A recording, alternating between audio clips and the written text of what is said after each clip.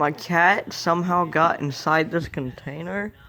I didn't think he was small enough to do that, but apparently he was small enough to get in the container, which is kind of cute.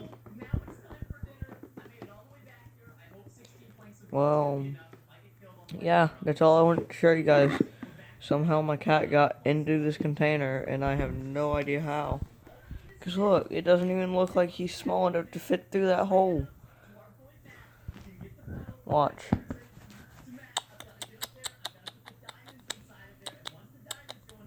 Come on, get up, boy.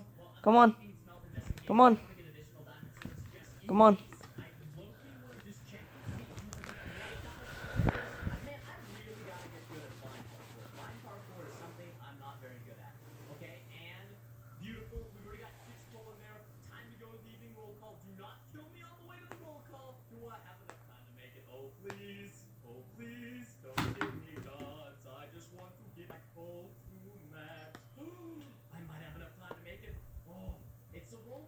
See, look, he got out. Oh, and just so you know, I'm watching Preston Plays. So, yeah. Bye.